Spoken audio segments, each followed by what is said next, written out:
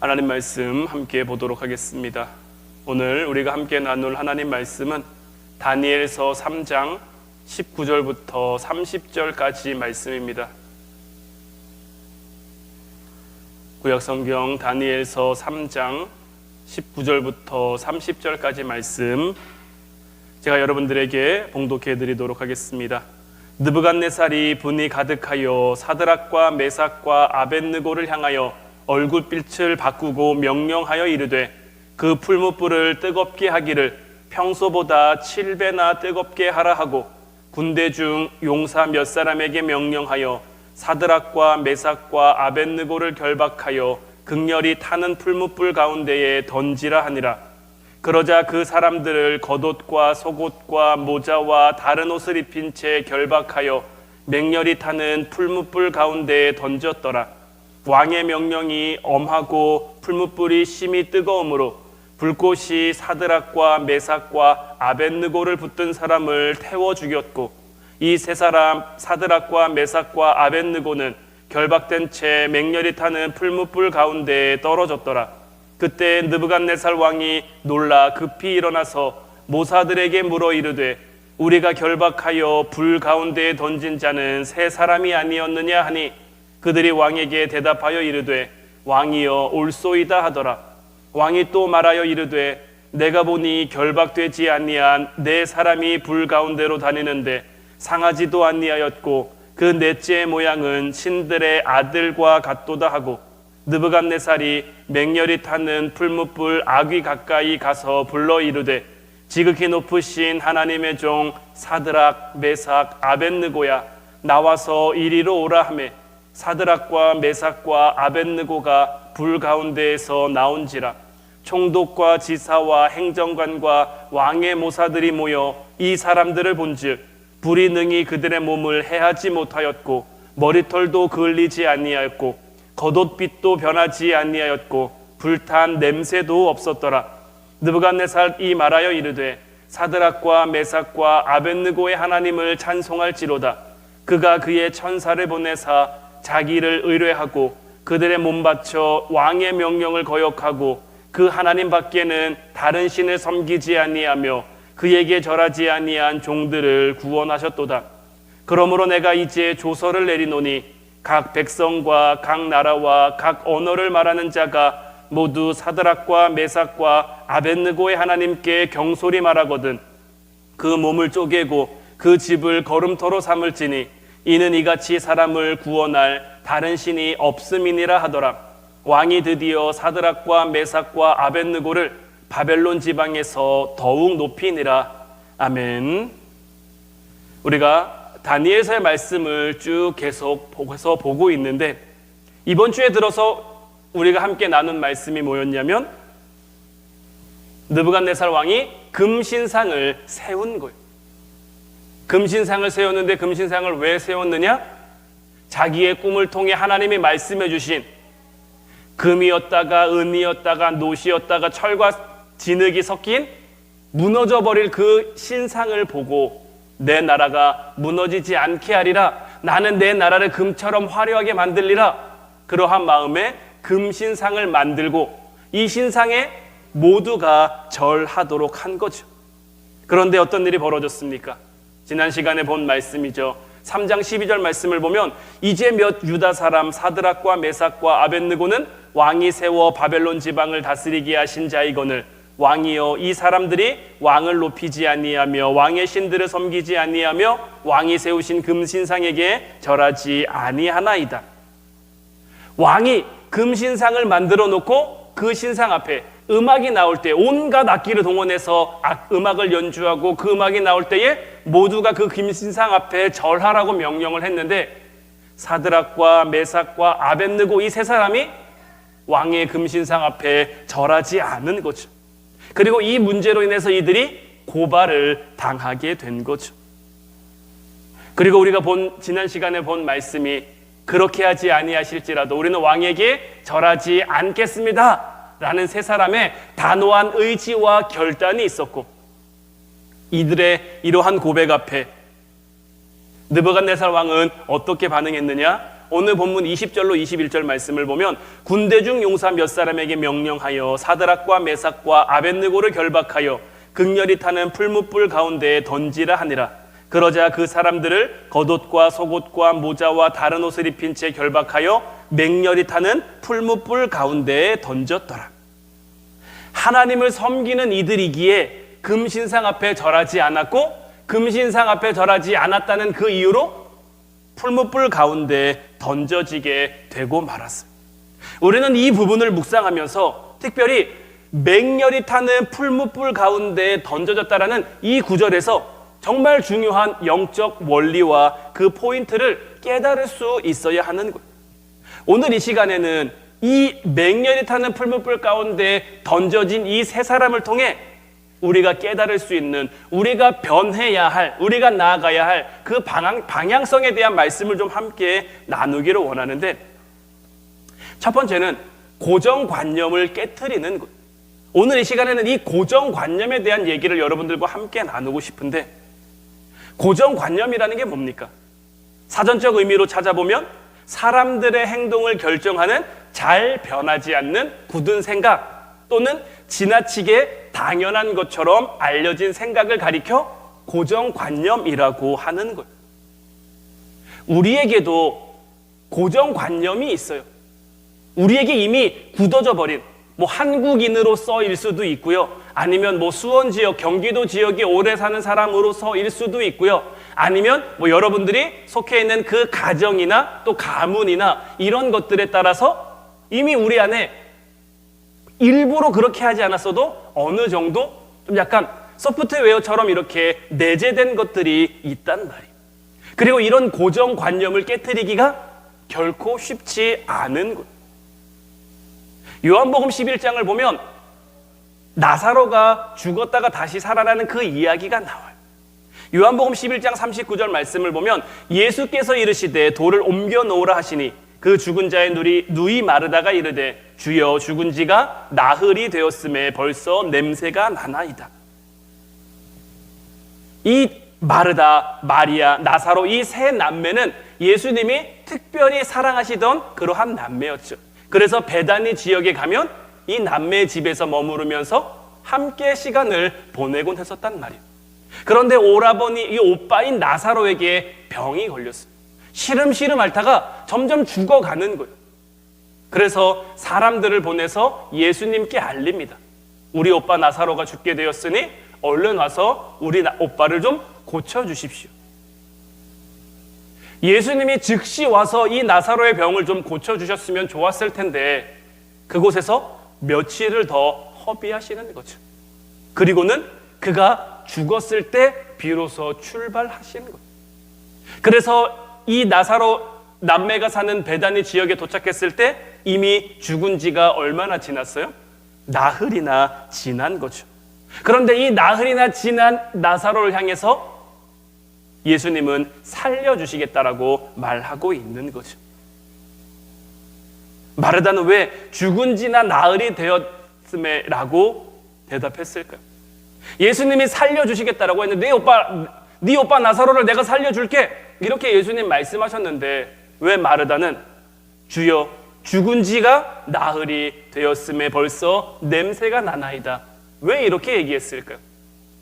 이 마르다에게도 쉽게 바뀔 수 없는 고정관념 같은 생각이 있는 거예요. 이 마르다의 고정관념은 뭐예요? 예수님이 오시면 살아날 수 있는데 언제 오셔야 살아날 수 있는 거예요? 자기 오빠가 죽기 전에 오셔야 살아날 수 있는 거예요. 그런데 지금은 죽은 지 얼마나 됐어요? 나흘이나 지난 거죠. 아무리 예수님이라도 죽은 지 나흘 된 우리 오빠를 살릴 수 없습니다. 이것이 바로 마르다의 고정관념이에요. 예수님이 이 마르다에게 도착했을 때 이 마르다가 예수님을 향해서 뭐라고 고백합니까? 요한복음 11장 27절 말씀을 보면 이르되 주여 그러하외다 주는 그리스도시요 세상에 오시는 하나님의 아들이신 줄 내가 믿나이다. 마르다가 예수님을 만나고 주는 그리스도시요 세상에 오신 하나님의 아들입니다 라고 고백을 했어요. 예수님이 하나님의 아들인데도 뭔 안 돼요? 죽은 지 나흘 된 자기 오빠를 살리는 건 안 되는 거라고 생각한 거예요. 그의 머릿속에 너무 굳은 생각으로 이게 있으니까 예수님이 아무리 말씀하셔도 그 말씀이 들어갈 자리가 없는 거예요. 오늘 말씀을 보는 우리의 시선도 마찬가지입니다. 대부분의 사람들이 가지고 있는 그 고정관념, 그 결과로 그들이 우리가 정해놓는 보통의 데드라인은 뭐냐면 사드락과 메삭과 아벳느고가 풀무불 가운데 던져지게 됐어요. 그러면 그 위기 가운데는 처할 수도 있다라고 생각을 해요. 그런데 어떻게 해야 돼요?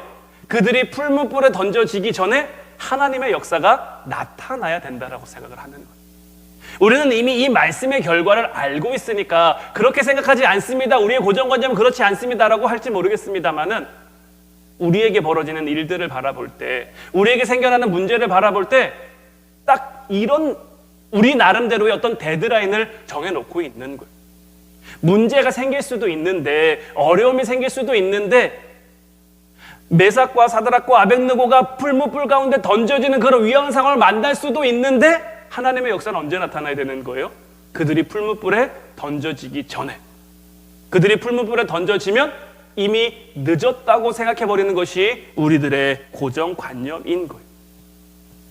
오늘 말씀을 보면 19절 말씀을 보면 느부갓네살이 분이 가득하여 사드락과 메삭과 아벳느고를 향하여 얼굴빛을 바꾸고 명령하여 이르되 그 풀무불을 뜨겁게 하기를 평소보다 7배나 뜨겁게 하라 하고.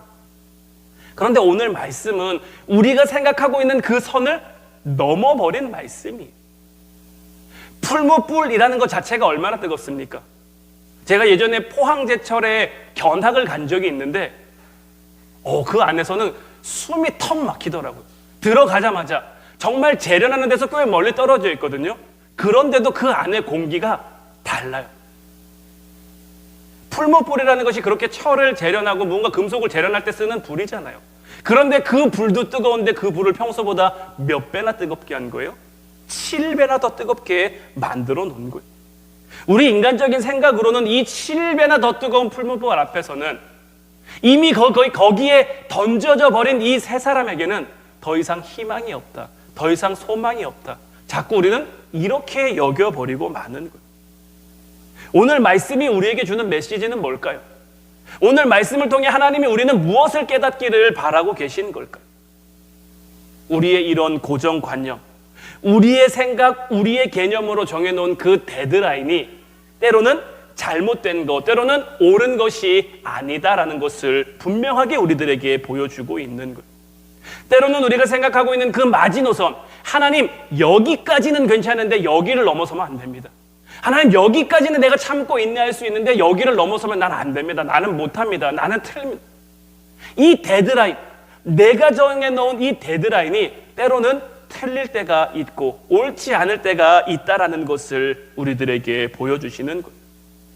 오늘 말씀에 하나님의 일하심은 언제 나타났습니까? 그들이 풀무불에 던져질 때 나타난 거예요. 그들이 풀무불 가운데 던져짐으로 나타난 거예요. 제가 한 가지 우려스러운 건 뭐냐면 혹시 여러분들이 오늘 말씀을 좀 잘못 오해해서 문제가 생길 때 하나님은 이런 식으로 역사하시는 하나님이야 이렇게 생각하시지는 않으셨으면 좋겠어요. 하나님이 오늘 말씀을 우리에게 주신 것은 우리에게 문제가 생겼을 때, 우리에게 어려움이 생겼을 때 이런 방식으로 일하실 거야 라는 어떤 기능적인 모습을 보여주신 것이 아니라 오늘 말씀의 초점은 뭐냐면 우리가 풀무불 가운데 떨어지게 되더라도 주님이 함께 하신다면 그 순간 하나님의 역사가 일어날 수 있다. 이 원리를 깨우쳐주기 위함인 것. 이 사실을 중심에 두고 오늘 말씀을 읽으면 우리가 앞으로 살아갈 삶의 어떤 방향이나 원리에 대한 것을 세 가지로 좀 정리할 수 있는데 첫 번째는 우리에게 분명히 좌절과 고난이 찾아올 때가 있어요. 어려움이 찾아올 때가 있어요. 하지만 그때 하나님의 함께 하심이라는 방법으로 그 문제를 풀어가야 한다라는 거예요. 우리가 지난 시간 말씀을 통해서도 봤지만 느부갓네살 왕이 금신상을 만들 수밖에 없었던 이유는 그 안에 있던 교만과 자기과시 또한 두려움을 내 스스로 해야지, 내 스스로 풀어야지라는 그러한 방식으로 나타났기 때문이에요. 그렇다고 해서 그가 가지고 있던 어떤 근본적인 문제가 해결된 것도 아니었죠. 마찬가지로 우리의 삶에 어떤 좌절이나 고난이나 어려움이나 문제가 생겼을 때 하나님의 함께하심이라는 그 방법으로 그 문제에 접근할 수 있어야 하는 것. 두 번째는 뭐냐? 하나님과 함께 할 때 우리가 가지고 있는 마르다가 가지고 있었던 것과 같은 그러한 잘못된 고정관념인 것임을 우리는 깨달을 수 있어야 되는 거예요. 하나님과 우리가 함께 할 때 우리가 생각하는 그 데드라인의 개념이 완전히 달라질 수 있는 거예요. 우리는 여기를 넘어서면 끝나는 줄 알았는데, 여기를 지나면 다 안 되는 줄 알았는데, 하나님의 역사하심은 막상 그것을 넘어서면서부터 시작될 때가 있다라는 거죠. 그리고 마지막 세 번째가 가장 중요합니다. 우리가 믿음을 지키다가, 우리의 신앙을 지키다가 경험하는 고난은 오히려 변장하고 찾아온 축복의 통로가 될 수도 있다라는 거예요. 하나님이 우리에게 복을 주시는 원리가 있어요. 하나님은 우리에게 그냥 우리가 복된 삶을 살아가길 원하시고 이 땅 가운데 누구보다 행복하게 살아가길 원하시지만 그냥 아무에게나 막 주시는 게 아니에요. 하나님이 우리에게 복을 주시는 원리가 있는 거예요. 그 가운데 가장 핵심 원리는 뭐냐면 준비된 자에게 복이 허락된다라는 거예요. 고난 가운데, 어려움 가운데 이걸 통과해야, 이걸 넘어서야 그로 인한 복이 우리들 가운데 주어지는 거예요. 그런데 우리는 자꾸만 고난 가운데, 어려움 가운데, 문제 가운데 내 생각으로만 자꾸 고정관념적인 그러한 것들로만 자꾸 문제를 바라보게 된다라는 거예요. 창세기 39장을 보면 이제 요셉에 대한 말씀이 나오는데, 성경이 요셉을 묘사할 때 가장 잘 사용하는 단어가 뭐냐? 제가 강조해놨듯이 형통이라는 단어예요. 우리가 흔히 요셉 하면 꿈의 사람 이렇게 많이 표현을 하는데, 어떻게 보면 성경은 우리에게 형통의 사람이라고 요셉을 더 잘 설명하고 있는지 몰라요. 그 가운데 제가 몇 절을 여기다 해봤는데, 39장 2절 보면 여호와께서 요셉과 함께 하심으로 그가 형통한 자가 되어 그의 주인 애굽 사람의 집에 있더니, 3절 말씀에서도 그의 주인이 여호와께서 그와 함께 하심을 보며 또 여호와께서 그의 범사에 형통하게 하심을 보았더라. 39장 23절에서도 간수장은 그의 손에 맡긴 것은 무엇이든지 살펴보지 아니하였으니 이는 여호와께서 요셉과 함께 하심이라. 여호와께서 그를 범사에 형통하게 하셨더라. 요셉의 삶을 통해서 하나님이 우리에게 보여주시는 건 형통이에요. 형통. 그런데 우리가 생각하는 형통, 하나님이 생각하시는 형통에 조금 차이가 있을 수 있다라는 거예요. 우리가 생각하는 형통은 무엇입니까? 우리가 생각하는 형통은 잘 되는 거예요. 성공하는 것, 적어도 실패하지 않는 것, 이런 것을 가리켜 형통이라고 한단 말이에요. 그러니까 우리 기준에서 형통은 뭐예요? 요셉이 남도 아닌 자기 형들의 손에 의해서 노예로 팔리는 일이 일어나면 될까요? 안 될까요? 형통한 사람이라면 우리가 생각하기에 그런 일이 일어나면 안 돼요. 더더군다나 억울한 누명을 쓰고 감옥에 간다? 이건 더 있을 수 없는 일이라고 우리가 여겨지는 거예요. 근데 우리는 자꾸 성경을 볼 때 장점이자 단점 중에 하나가 뭐냐면 결론을 다 알고 있다라는 거예요. 요셉이 어떻게 되어 있는지를 알아요. 그러니까 자꾸 그 과정을 우리가 묵상할 수 있어야 되는데 그 과정보단 자꾸 결과에만 집중하는 거예요. 결국 요셉 잘 됐잖아. 결국 요셉 애굽의 총리 됐잖아. 그가 애굽의 총리가 되기까지 그에게도 얼마나 많은 신앙적 고민과 어떤 믿음의 갈등이 있었겠습니까? 자기 처지와 자기의 삶의 어떤 그런 문제들 가운데 얼마나 힘든 고민의 순간들을 많이 겪었겠습니까? 그가 애굽에 팔렸을 때 고작 15세, 16세? 그가 감옥에 갔을 때도 20대 초반밖에 안 돼요. 그런 요셉이 이와 같은 정말 어마어마한 일이잖아요. 이런 일들을 겪으면서 그냥 그 자리까지 갔겠습니까? 그냥 그 자리까지 올라갈 수 있었겠습니까? 아니란 말이에요. 그도 그의 생각이 깨지고 그의 생각이 무너지고 그러면서 하나님을 더 붙잡고 하나님을 의지하고 하나님께서 요셉을 가리켜 형통한 자라고 말씀하시면서 그 앞에 꼭 단서로 붙여놓은 게 있어요. 여호와께서 요셉과 함께 하심으로, 여호와께서 그와 함께 하심을 보며 여호와께서 요셉과 함께 하심이라. 우리가 생각하는 형통은 자꾸 우리의 문제가 잘 되는 것, 우리의 일이 잘 풀리는 것이라고 생각하지만 하나님이 생각하시는 형통은 그것이 아니라 하나님과 함께하는 것. 비록 요셉이 애굽의 노예로 팔려갔지만 노예로 팔려가는 그 순간에도 하나님과 함께한다면 그 순간이 형통이란 것. 똑같은 원리를 우리의 삶 가운데 적용시키면 때로는 문제 가운데 우리가 진 것처럼 보여질 수도 있어요. 때로는 문제 가운데 완전히 짓눌린 것처럼 보여질 수도 있어요. 다른 사람들이 보기에 아유 혀를 ጭጭ 차는 그러한 모습으로 우리가 될 수도 있지만 그러한 순간이라 할지라도 그 순간 하나님이 우리와 함께하고 있다면, 하나님과 함께하고 있는 것을 내가 느낀다면 나는 어떤 사람인 거예요? 형통한 사람이다라는 거. 자꾸 우리 기준의 형통이 아니라 하나님 기준의 형통으로 우리의 생각과 우리의 삶의 모습을 바꾸어 갈 수 있어야 하는 것. 내 고정관념, 하나님은 내 생각대로 움직이시는 게 아니에요. 오히려 우리가 하나님 생각대로 움직여야죠. 우리가 좋을 때는 하나님 뜻대로 살겠습니다, 하나님 말씀대로 살겠습니다, 잘해요. 그런데 정말 문제 가운데, 정말 어려움 가운데는 이러한 모습이 싹 사라져 버리는 거예요. 그러니까 우리의 삶 가운데 하나님이 믿음의 역사를 다 준비해 놓으셨는데, 우리를 향한 믿음의 열매들을 다 준비해 놓으셨는데 그것이 우리의 삶을 통해 나타날 수가 없는 거예요. 준비가 되어 있지 않으니까. 하나님은 철저하게 준비된 자를 사용하시고 준비된 자를 통해서 역사하시기 때문에 우리가 이와 같은 준비가 되어 있지 않다면 형통의 사람, 믿음의 사람, 열매를 맺는 사람, 믿음으로 삶을 채우는 사람이 될 수가 없는 거죠.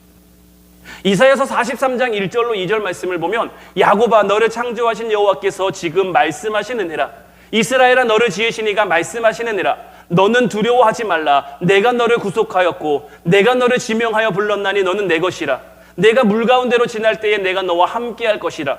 강을 건널 때에 물이 너를 침몰하지 못할 것이며 내가 불 가운데로 지날 때에 타지도 아니할 것이요 불꽃이 너를 사르지도 못하리니.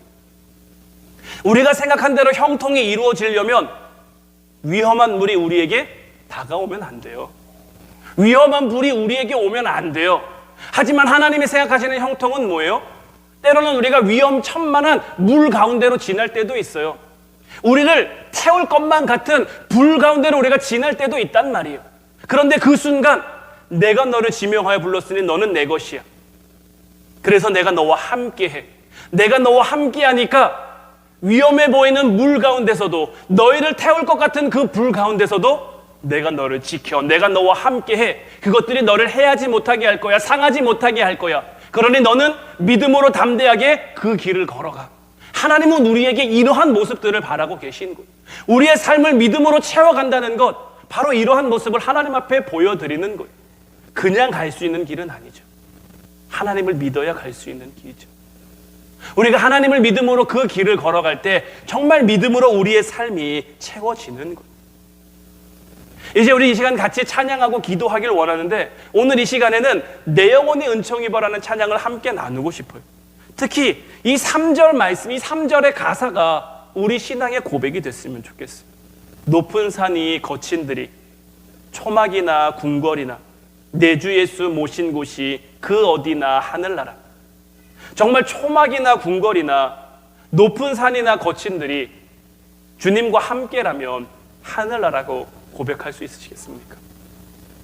비록 내 삶에 힘든 순간이 와도, 내 삶에 어려운 순간이 와도 주님과 함께 한다면 그곳이 하나님 나라입니다. 그곳이 평안이 가득한, 기쁨이 가득한, 감사가 가득한 그런 하나님 나라입니다. 할렐루야 찬양하세. 내 모든 죄 사함받고 주 예수와 동행하니 그 어디나 하늘나라. 오늘 말씀을 통해 우리가 가지고 있는 잘못된 고정관념, 잘못된 선입견들이 깨어지는 시간이 될 수 있기를 주님의 이름으로 축원해 드립니다. 늘 여러분들에게 강조하며 말씀드리지만 우리 하나님, 우리가 생각하는 것보다 훨씬 더 크신 분이에요. 우리 하나님, 우리가 생각하는 것보다 훨씬 더 강한 분이시고 훨씬 더 위대한 분이세요. 자꾸 우리의 작은 생각으로 하나님을 제한하지 말고, 하나님을 가두지 말고, 하나님이 역사하실 건데 그 역사를 막는 일은 없어야죠. 바벨론과 같은 이 세상을 살아가면서 하나님 붙잡지 못하면, 하나님 의지하지 못하면 우리가 어떻게 이 세상 가운데 승리하며 살아갈 수 있겠습니까? 어떻게 그 가운데서 하나님 나라를 누리며 살아갈 수 있겠습니까? 주님께서 이미 우리를 위해서 다 준비해 주셨습니다. 하나님이 우리를 위해서 이미 다 예비해 두셨어요. 믿음으로 걸어가기만 하면, 믿음으로 나아가기만 하면 때로는 큰 파도가 우리에게 닥쳐도, 그래서 우리가 그 파도를 헤치지 못할 것 같으면 그 파도 위로 우리를 들어 올리셔서라도 우리를 인도해 주시는 분이라는 것. 때로는 풀무불 같은데 우리가 던져지게 돼도, 풀무불 안에 들어가면 다 끝날 것 같아도 우리가 하나님을 믿고 의지하며 나아가면, 우리가 그 가운데 믿음과 신앙 지키며 살아가면 그 풀무불 안도 하나님 나라로 만들어주시고, 위험천만한 물 가운데서도 하나님 나라로 만들어주시고, 언제 어디서 무엇을 하든지 우리가 어떻게 살아가든지 하나님 나라를 누리게 하신다는 것을 믿고, 정말 이 찬양의 가사처럼 늘 고백하며 살아갈 수 있는 저희들 되기를 주님의 이름으로 축원해 드립니다. 이제 우리 찬양하고 같이 기도하도록 하겠습니다.